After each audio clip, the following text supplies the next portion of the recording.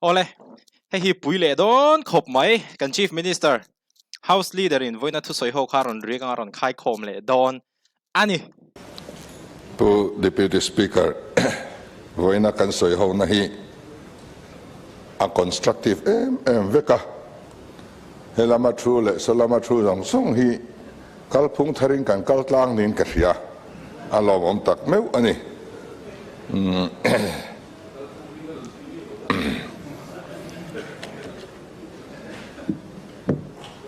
British Sina min of like khan mol teu ni rang tur khan min dua elected representative kan nei ponoi lova political party kan din ponoi lova sikul kan din ponoi lova kan missionary te zara ABC te kan neya common language te kan neya sa khothar kan neya tisuan education a phei chuan kan missionary te ming lam tel lovin asoi thailo tluk ani tisuan Mizoram education alom lai khan atira khan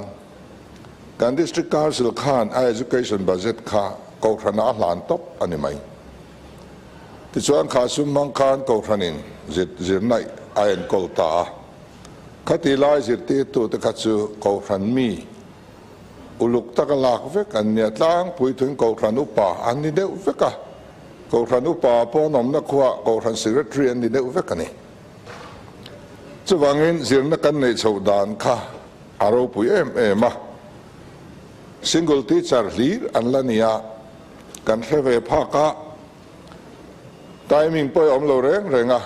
an local hun ka tran hun ni maya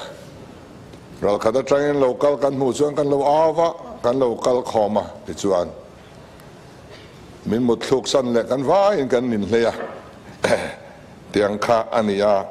then khat che chen chang che me manau po chung tein nau om chung tein sikul an ron kal thina kan hun lai chuan Pu Deputy Speaker kan khuwa po Paul Thum Examination Center hi om lo ni mi khuwa laddewa Paul Thum exam turin kan lakal ni tiang chuan ya ti chuan hun lo rei tual tuala zirna ko thranai nuk dok tual tuala sarkar aron rol thuk te tual tuala ti chuan sarkar sikul alo tamta lo sang zok kan pa qualification thazok neite kan ruaya kan result ro chu cheta tual mai ni English media ma lo tlem te answer tena result an yang po lo tam zok neiten an nei thei tatlat lo maya ti chuan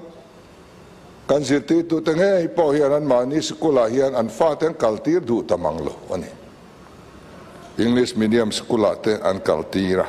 kumtin hian nau pang omlo wanga sikul close om chota zela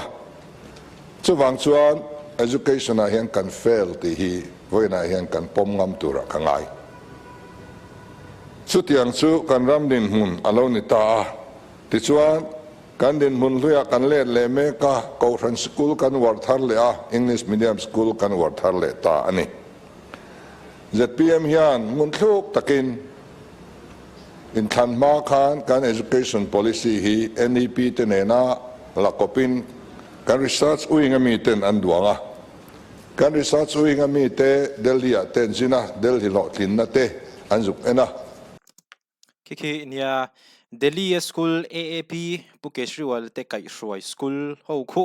khovel pum huapin an larani a thakhop mai ke nge point Delhi Chief Minister ka zuk mua an education minister ina le khabu siam siksa ati po thlona phur tham khop atam karon hona ti chuan nastakin kan zira voina hian kha kan policy ang khan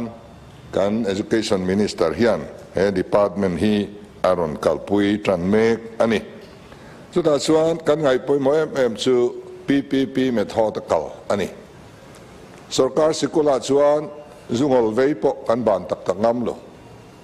punctuality po om tak lo hei tu na kan an tum thang le ani maya ti chuan kan result chu soi lo ani a chuwang chuan heng English medium school kan ti te ko ran school kan ti te administration le management thazok dai transfer le posting problem po nei velo board ina management committee ina an ngai tua zirtir tu an lak po an fa te zirtir tu tur uluk takan lak transfer om velo ten mi thalo chon ban mai khami management kha sarkar hian kan phahau lo wani ei zep thu om lo chuwang chuan kha management kha varin chan ve kan dwa English medium school te Governmental school te an om dan pang ngai kalin financial support pack kan du ani PPP method kalpui kan du a chu ti roli sarkar school kha kan lam che don lo thei to pin sarkar school te ti that kan tum don thowa ti chuan heng Governmental school le English medium school la fee te hi ti niam kan du a sarkar na suma atan pui na na chuan fee chi sang po ti niam turin kan be sei dona mi har sadeu chung kwa te po sikul tha an lu theidan kong aloin hon kan du ani tuna Mizoram mi puitam takina private school kan soisel na chu a fee sang lutuk le poisa khon neu tam lutuk ani a sarkar thar hian khitiang a ma aron la thei ani chuanin a thakopang tin transfer and posting a kan buai zia te kan ria rationalization te po kalpui ani to thina hlo tling lo ti kan ria chuwang chuan azong zonga nilovin thingtlang kil khor mi ten anom du lo na transfer tam ngot mai ngai tua an phet le sek na tur mun ang bik hi chu identify la hetai chuan an dam chunga thok du tur da top mai lang non transferable post hi siamangai ni hi kan tibok ani chung te po chu khang khwa te a khan har sat na an to lo na turin ti ani a tampo angai ari nom lova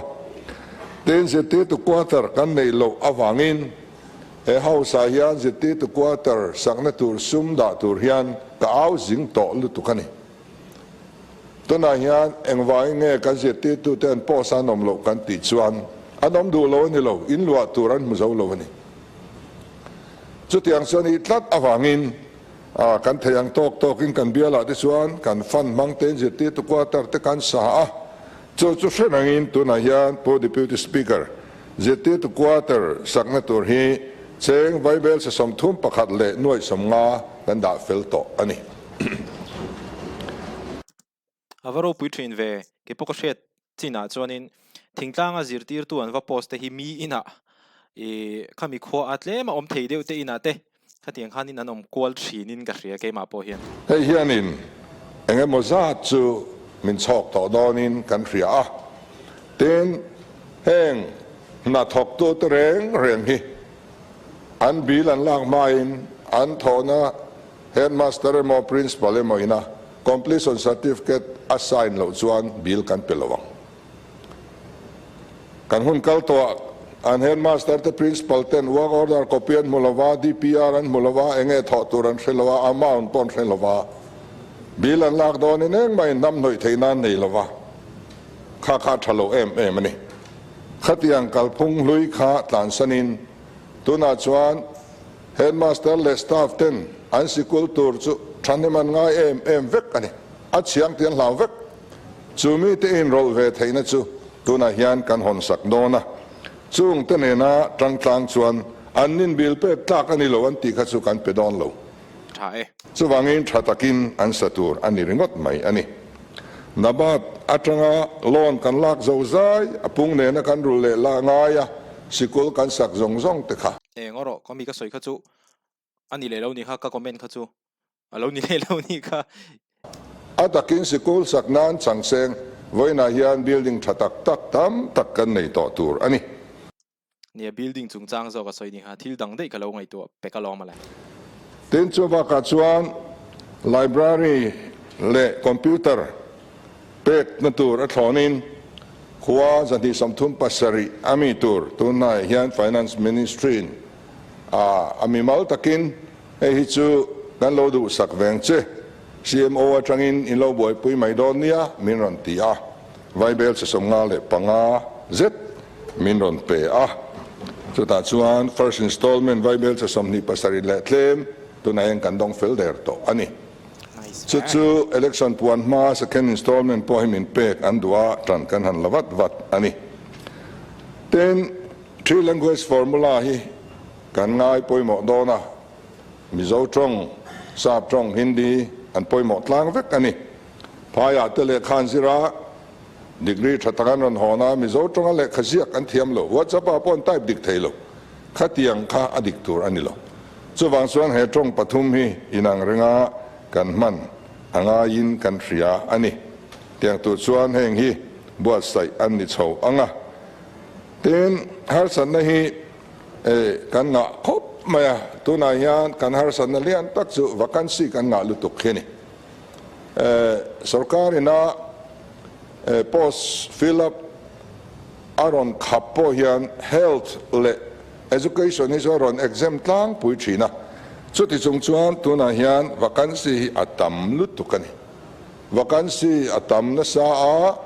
a zirti tu le naupang ratio achiat pha building a chebok sia chuti chung chuan competition a kan tling thailo kan tia kan education department kan mo puwa kan student kan mo puwa voina kan facility nei atang hian competition a tling tamchi kan nilo hrim hrim college traber pola ngai research college te po A grade ningat minimum teachers po kan nei phak lo tu na khian kunga lo ra langa kan A grade ni nei kan hlau lowang sti kan soi thailo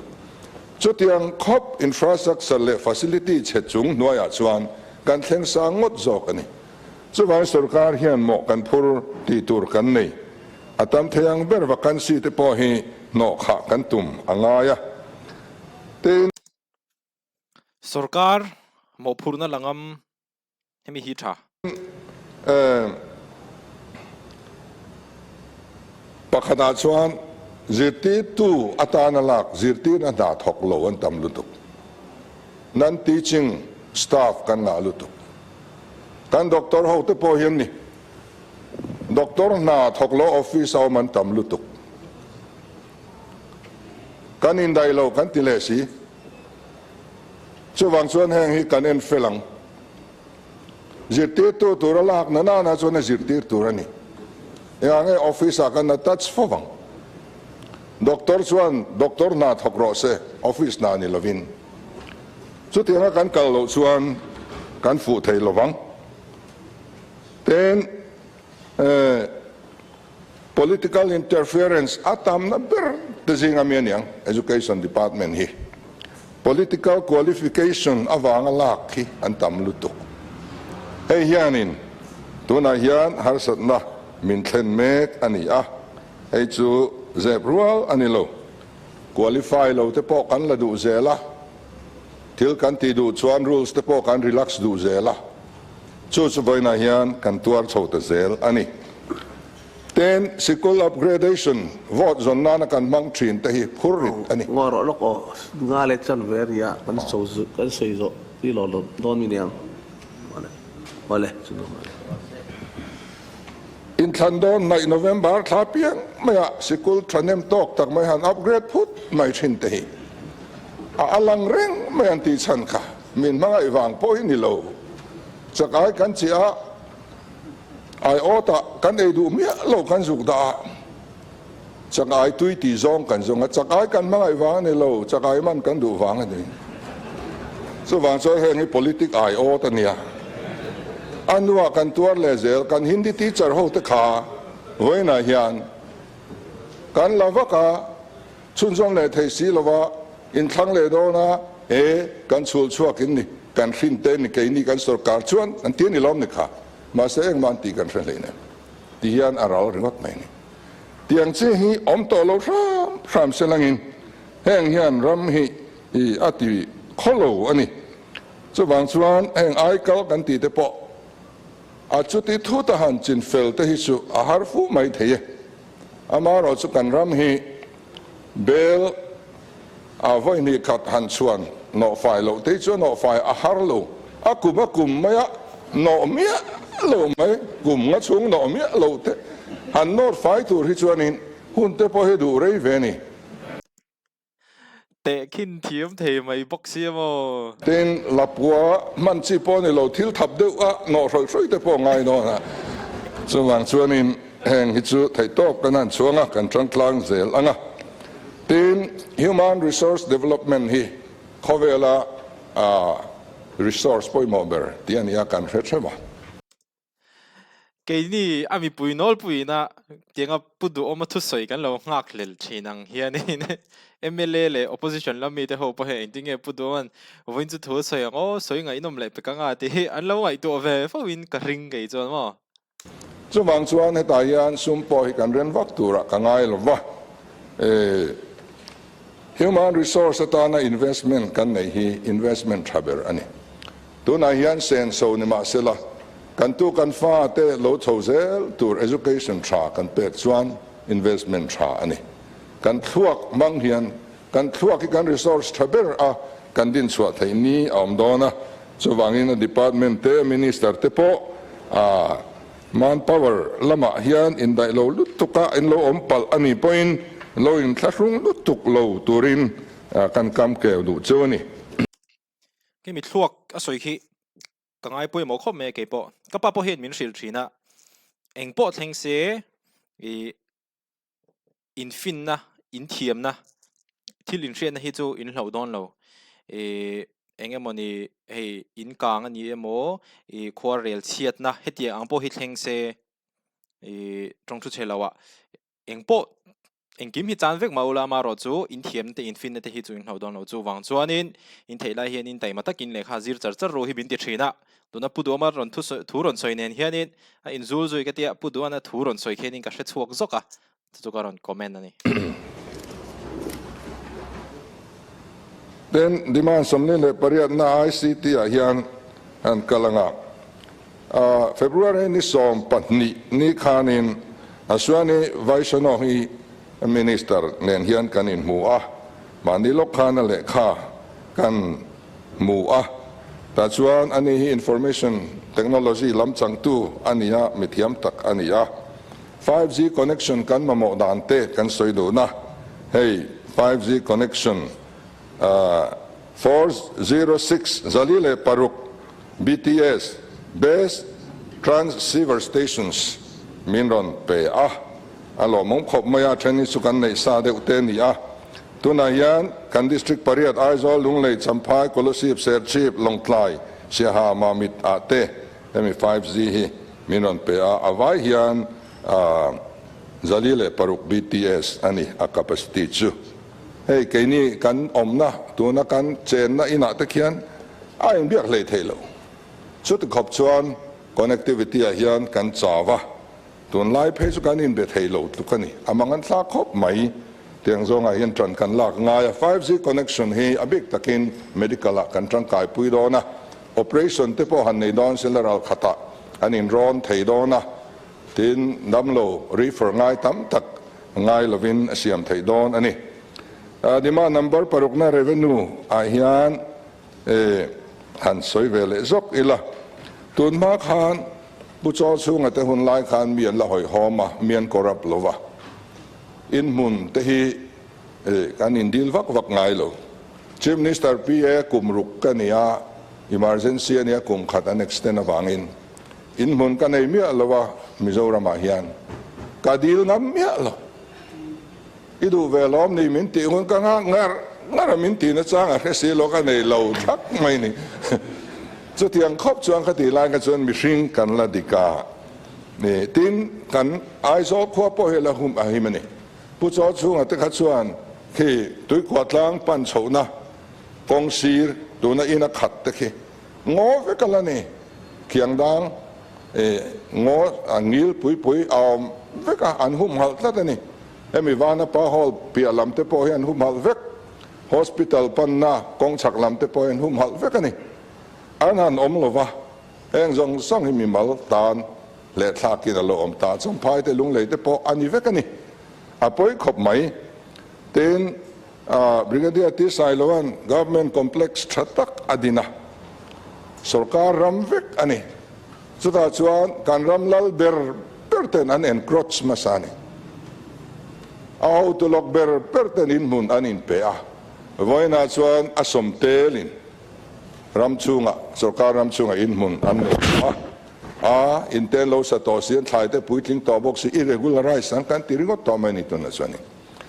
tiang hi kan nia kan lem le khop maya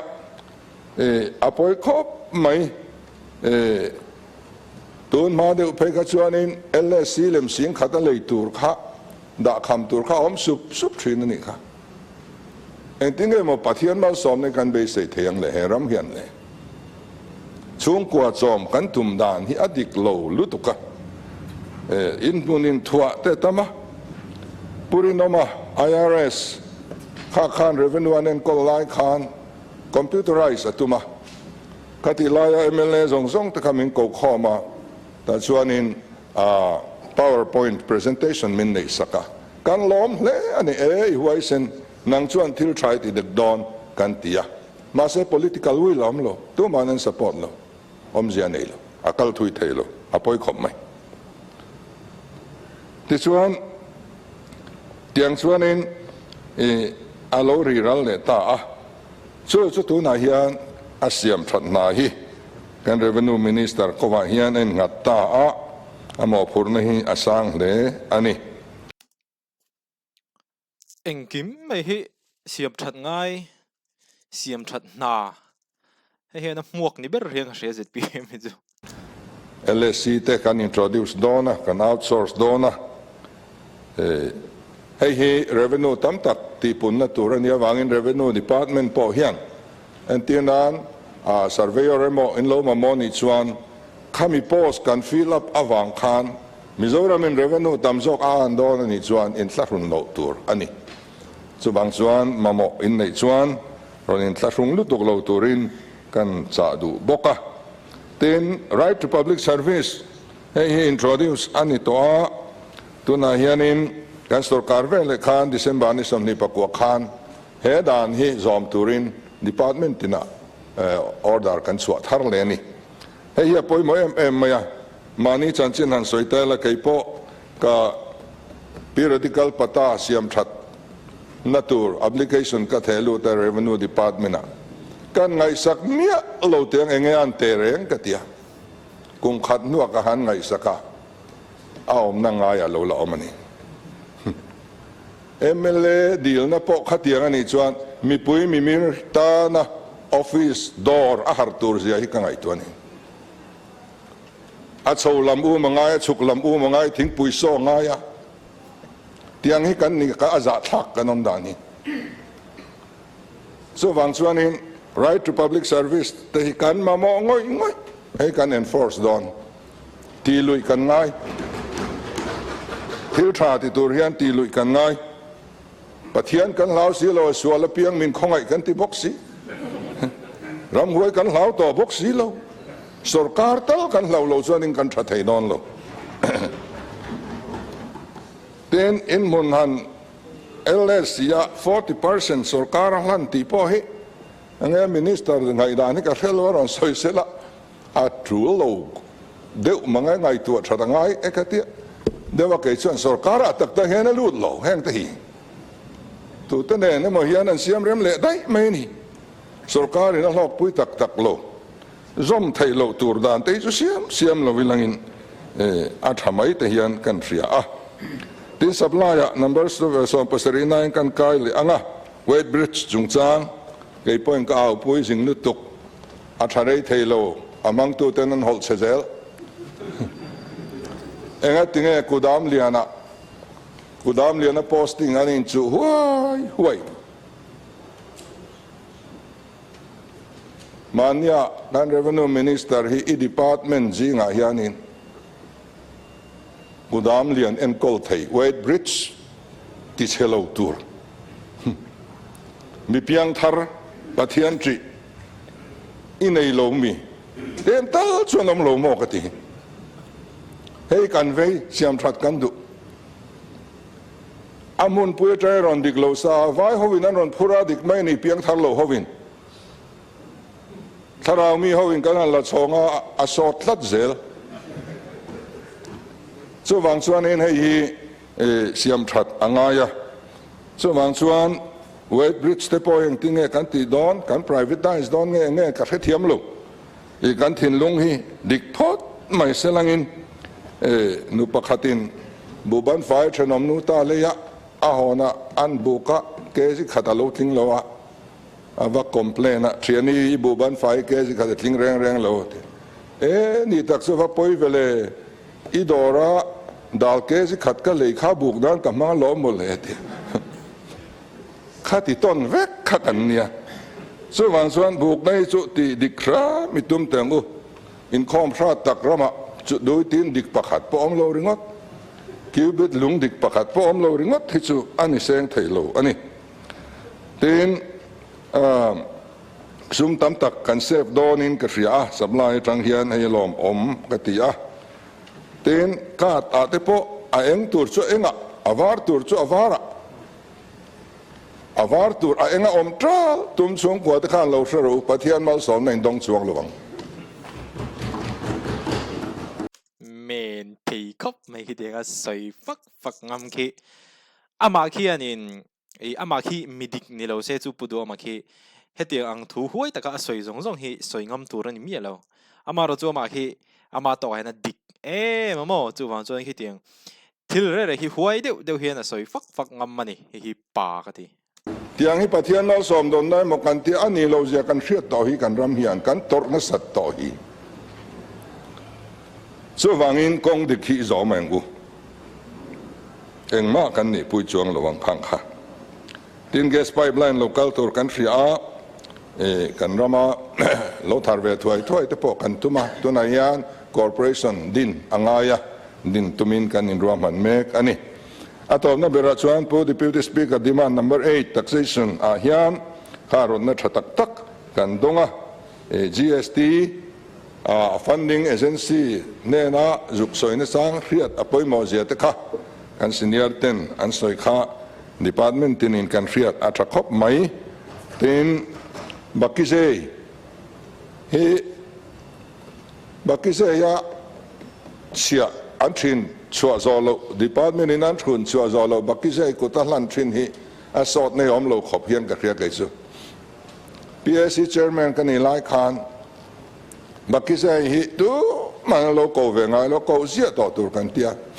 kan ko ta zia hearing a this one evidence apo kan ko ta tel ta zia bakise ko ta chia pelo ho an han pek chona hi om ze te chiam hi anei tam lo khop maya chin follow po tha ka ti department in an ne na chia choi tur te son thing chuak thei tur ani an thin chuak thei to lo ti ngai na hria lo bakise ne na nol phei ringota an ni khan eng tin tin emon lo ti level mai ni a boi thak tla thei chu wang chuan ti mi lo tur ti na lam chu ni haw lo wa ama ro chu ti thei to lo thin chuak zo lo bakise ne na pe top kha ei chu ti lo hra mi la department tin hian chia choi tur te chuan an choi nge ni ti ensure tura ma kan lak a tha in ka hria ani ti chuan taxation po hi investment poi mo tak ani a taxation a hian mi manpower kan in dai lo awanga chia lo lu tur alut lo ani ai chuan manpower kha hanin pek vela khamia tanga revenue kan an tam jok don ani phot chuan enga te po hian in thlahun lutuk lo te po a thang kan din mun hi kumten ve chuan lo thave de de lek chho zel tura ngai ilangin chu kan ti thei tura te po ngai ila a thange ole heng demand kan minister pani te demand hi thataka kan pasa a man na po thiang lim taka dik taka man ani theinan thop theu turin kan in ngen ni kalome soi ngai nom thei khop mai tuna big tuna ron thuaron soi big phei kha chu katan chon in informative a angai nom ka ti boka school history poimo tak tak ron soya education a kan fail thu te tin sarkar le caution school anin anlo na te ti chuanin ZPM education policy hi NEP hemi national education policy thar kumsang ni som ni mila tiang mila duan ani ang taka kan education minister Dr. Ma Thanan kalpui aron tum chho mek thu te tin transfer le posting te ti chuanin teachers quarter sakna tur ti te three language formula ti chuan in vacancy tam thu te tin education le health a politics a in rol na sa ti te tin school upgrade hi vote zon nan bak ani lo ti thu te right to public service ti te tin pathian kan hlau lo a sarkar tal kan hlau angai ti thu te in weight bridge chung chang te kha ngai nom khop mai tin taxation le thil dang dang te po hemi hi kalo chin chhia ve a apoi mo hlom khop mai mi pui te po khan in heng teng te hi chin chhia ve zelila a tha a i nakina te po engemaw kan ti ho na a te po heti ang kan lo chin chhia a soi chuak thei kan ni te kha chuanin a va shereu e te po kha min lo ti ve dei theia chu wang chuanin ngun takin ngai thla thini la chin chhia ila tha khop mai ole ati zong kha tu tum video a kan ron ria kan ron soi ho le thei te chu ni ta a puduan a thilan soi hi chu han soi zaw vak hi angai lo thina news han react te le thil dang dang ani lo hi chuanin ti zong hi ton video tan chuan ni se video le kan in hmule theu don ni o